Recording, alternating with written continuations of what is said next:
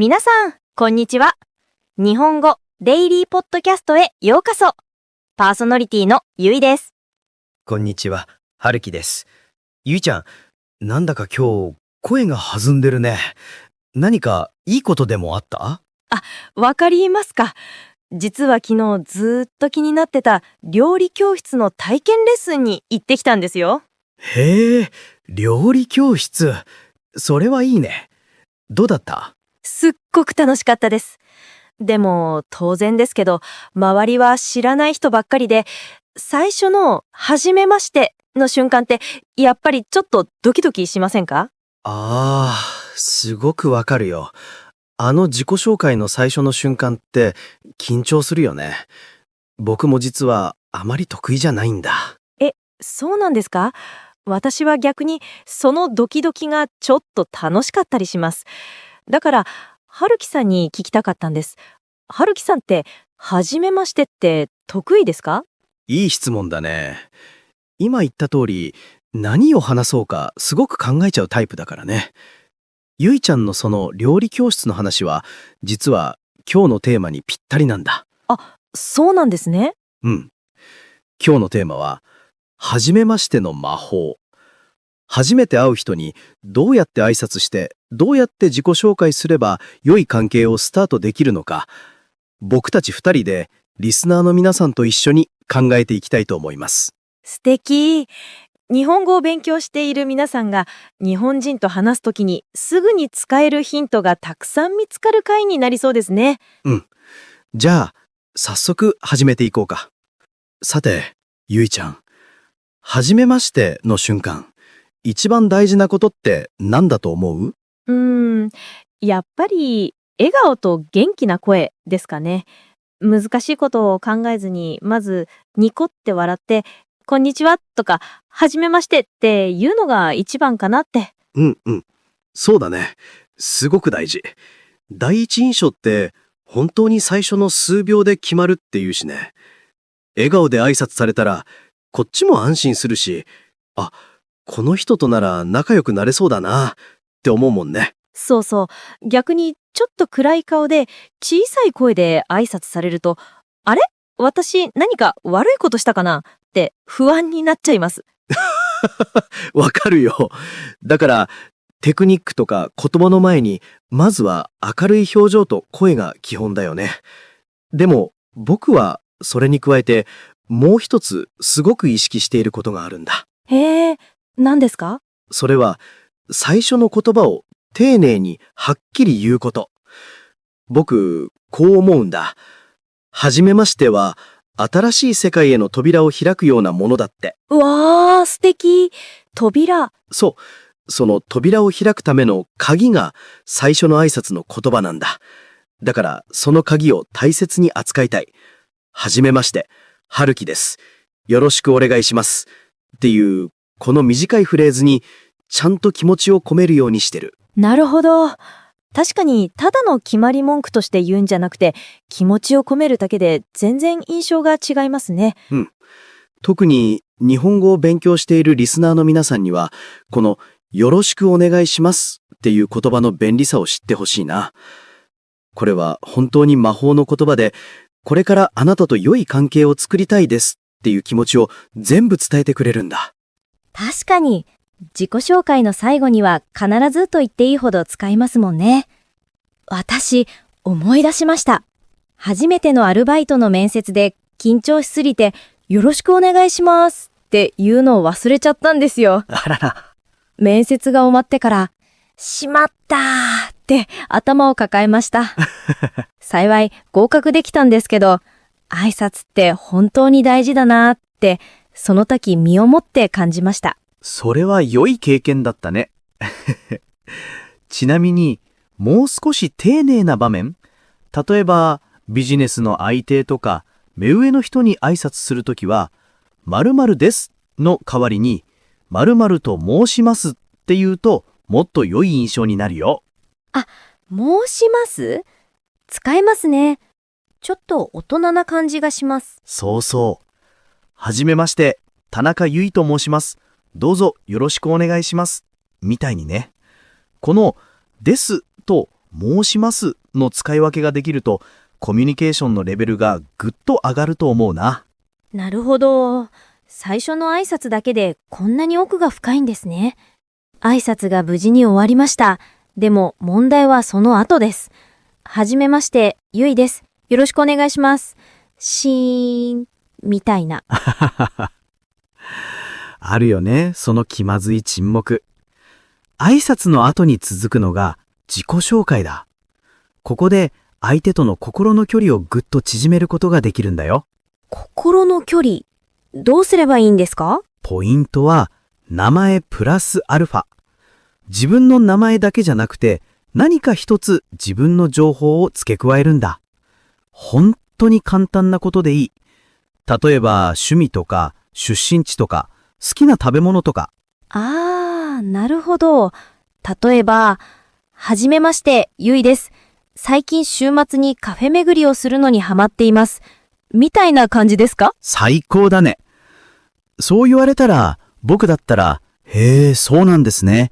どこのカフェが好きなんですか？ってすぐに質問できる。そこから会話が広がるよね。確かに、相手が質問しやすいような情報を自分から少しだけ出してあげるんですね。その通り。それが会話のキャッチボールの最初のボールを投げるってことなんだ。出身地を言うのもいいね。ベトナムのハノイから来ましたとか、大阪出身ですとか。相手がその場所を知っていたら、あ、ハノイフォーが美味しいですよねとか、大阪たこ焼きいいですねみたいにすぐに話が盛り上がるきっかけになる。何か共通点があると嬉しいですね。それを見つけるためのヒントを自己紹介に入れるんですね。まさにそれだね。そして日本のビジネスシーンで特徴的なのが名刺交換なんだ。これも自己紹介の大事な一部なんだよ。名刺交換。私、新入社員の時やり方がわからなくてすごく練習しました。そうだよね。知らないと戸惑うかもしれないから簡単に説明しておこうか。日本では初対面のビジネスの相手とはまず名刺を交換することが多いんだ。はい。名刺は自分の分身みたいなものだからとても大切に扱うのがマナー。相手に渡すときは両手で持って自分の名前が相手から読める向きで差し出す。株式会社〇〇の春樹と申しますと言いながらね。受け取るときも両手で頂戴いたしますと受け取る。受け取った後、すぐにしまっちゃダメなんですよね。そう。受け取ったらまず相手の名前を見て〇〇様ですねって確認する。そして話している間はテーブルの上に置かせてもらうのが丁寧なやり方だね。わあ、改めて聞くといろいろルールがありますね。でも、ゆいちゃん、頭では分かってるんだけど、いざ初めて会う人を目の前にすると、緊張して準備した言葉が全部忘れちゃうことってない？日本語を勉強しているリスナーさんの中にも同じ気持ちの人、きっといると思うんだ。めちゃくちゃあります。あれを言おう、これを言おうって考えてたのに、頭が真っ白になっちゃうこと。すごくよくわかるよ。そういう時は完璧を目指さなくていいんだ。無理に長い自己紹介をしようとしなくていい。いいんですか？もちろんだよ。大切なのはスピーチをすることじゃなくて、相手と心を通わせることだからね。だから、私の趣味は〇〇ですの一言だけでもいい。あるいは自分の国のこと。私の国では春に〇〇というお祭りがありますとか。たった一つでいいから自分が一番話したいこと、伝えたいことを事前に一つだけ準備しておく。なるほど。たくさん準備するから忘れちゃうし、プレッシャーになるんですね。一つだけなら言えそうな気がします。そう。そしてもし言葉に詰まっても笑顔でいれば大丈夫。一生懸命伝えようとしてる気持ちは言葉が完璧じゃなくても絶対に相手に伝わるから。なんだかすごく勇気が出ました。さて、挨拶と自己紹介がうまくいって少し会話が弾んだとするよね。でもパーティーとか交流会だと一人の人とずーっと話しているわけにもいかない。そうですね。会話をどうやって終えたらいいか、そしてまた会いたいなって思ってもらうにはどうしたらいいか、これも結構難しい問題です。うん。ここで大事なのは、聞き上手になることだと思う。自分のことばかり話すんじゃなくて、相手に質問してあげるんだ。ゆいちゃんは、お休みの日は何をされているんですか？とか、日本に来てどこか旅行に行きましたか？とかね。相手に興味を持つということですね。そう。人は誰でも自分の話を聞いてもらえると嬉しいものだからね。そして、相手が話しているときは、へえ、そうなんですね。なるほど。っていう相槌を打つ。これがあなたの話をちゃんと聞いていますよっていうサインになる。相槌、大事ですね。日本語の会話には本当に欠かせない要素だと思います。うん。そして会話の最後に次につながる一言が言えたら最高だね。例えばカフェ巡りが趣味だっていうゆいちゃんの話を聞いて、僕もコーヒーが好きなんですってなったとする。はい。その時にただじゃあまたって別れるんじゃなくて、素敵なカフェを知っていたら今度ぜひ教えてくださいとか、もしよろしければ今度ぜひおすすめのカフェに一緒に行きませんかみたいに少しだけ未来の話をする。ああ、そのもしよろしければっていうクッション言葉、すごく日本的で優しい感じがします。行きましょうって直接的に言うより柔らかいですね。そうなんだ。相手にプレッシャーを与えずに、でもまた会いたいっていう気持ちを伝えられる便利な言葉だね。もちろん必ずしも具体的に約束しなくてもいい。今日はありがとうございました。またどこかでお会いできるのを楽しみにしています。と伝えるだけでもすごくいい印象で終わることができるよ。なるほど。初めましてから最後の別れ際まで全部がつながっているんですね。一つ一つの言葉や態度がまた会いたいにつながる魔法になるんだ。その通り。まさに初めましての魔法だね。いやー、今日もあっという間だったね。初めましてについて話してたら、僕もなんだか新しい人に会いたくなってきたよ。本当ですね。苦手だって言ってたのに。でも今日の話を聞いて初めて会う人との会話が前よりずっと楽しみになりました。それはよかった。今日の話をまとめると、まず挨拶では笑顔と丁寧な言葉を大切にすること。自己紹介では名前プラスアルファで会話のきっかけを作ること。そして相手に興味を持って聞き上手になること。この3つがポイントだったね。はい。それじゃあここで恒例のコーナー。今日のベストフレーズ3選。今日の会話の中から皆さんにぜひ使ってみてほしいフレーズを3つ選びました。お願いします。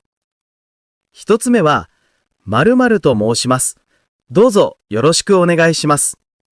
少し丁寧な自己紹介でぐっと大人っぽい印象になります。2つ目は、何か共通点があると嬉しいですね。自己紹介で相手との共通点を探すときに、この気持ちを言葉にすると親近感が湧きます。そして3つ目は、もしよろしければ今度ぜひ。次につなげる柔らかくて丁寧な魔法の言葉です。わあ、どれもすぐに使えそうですね。そしてリスナーの皆さんにお知らせです。今日のエピソードの詳しいスクリプトは全部私たちのブログに載っています。今春樹さんが紹介してくれたベストフレーズももちろん書いてありますよ。復習にぜひ使ってくださいね。